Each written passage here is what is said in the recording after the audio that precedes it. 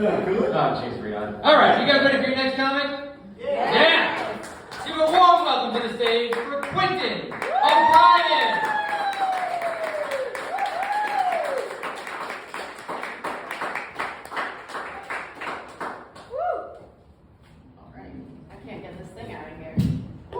Yeah!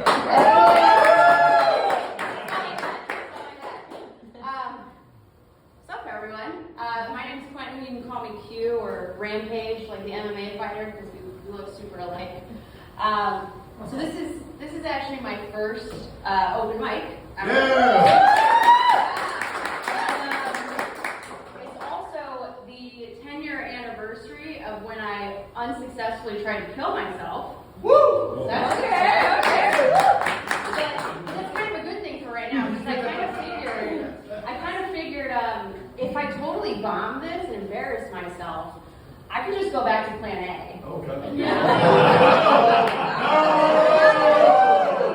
Don't do it. All right, I guess I won't do that. I kind of figured that would work well with folks in Pete Davidson's native New York City. I feel like you guys would be down with the suicide jokes, right? I was gonna make this 7 minutes of just suicide jokes, but I didn't really want to get committed again. So that's where I kind of backed out on that. But for me, like the weirdest and wildest part about having a failed suicide attempt is I'm like super competitive. And in general, I'm very good at everything I do. Like, this is the one thing I suck at. And it kind of eats away at me a little bit. To give you some context on how competitive I am, last week I bragged about my SAT scores, and I'm 30. So I literally was telling this 17-year-old kid, I'm like, oh, that's really cute that you got a 1500 on your SAT.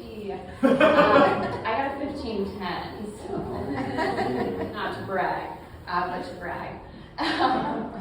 And I think, for me, like I'm Japanese. It's something I have to hold on to all those academic accomplishments. So I'm kind of glad that not many of you laughed at that one, because that would have been super racist. Because that's just part of my culture. I gotta hold on to those things. But yeah, so I'm super competitive. I'm really good at most things I do, and yet I fucking failed at the assassination attempt on my own life. Like, I know where I am at all times. I know what I'm doing at all times, usually, kind of. But it should have been like a really easy assassination, so I'm like really kind of upset with myself at that.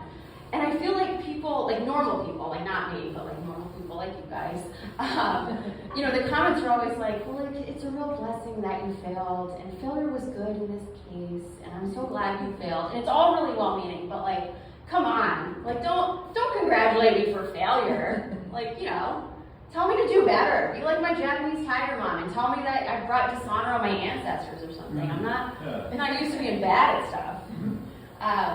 But yeah, so anyways, I mentioned this is my first open mic, and I kind of signed up impulsively because that's how I live my life. I have like horrific ADHD. I signed up 2 days ago, and I actually signed up for the wrong date. I'm not actually supposed to be on the stage right now, so thank you guys for letting me do that. Yeah! I basically spent my time for this game planning how I would cope if I totally bombed it. So I didn't actually spend any time writing jokes.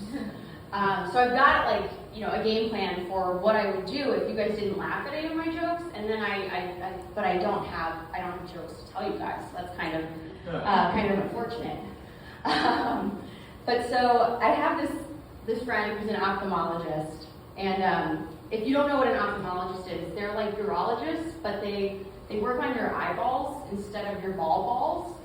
So it's like a very ball-centric career choice, but like a little bit different.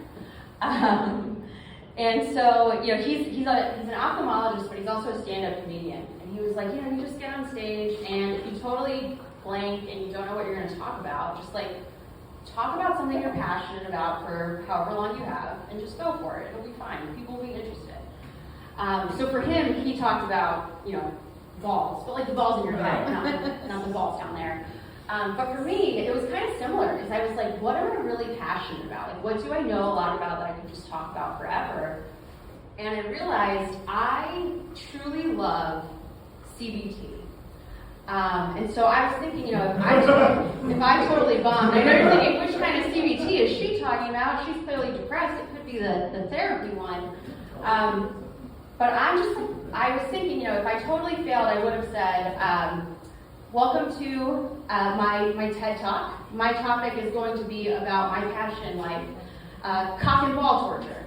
So I was just going to pontificate about that for a while. But I'll leave it there because I figured that'll keep any men from coming up to me later and telling me how to workshop my jokes better. So thank you guys so much. I hope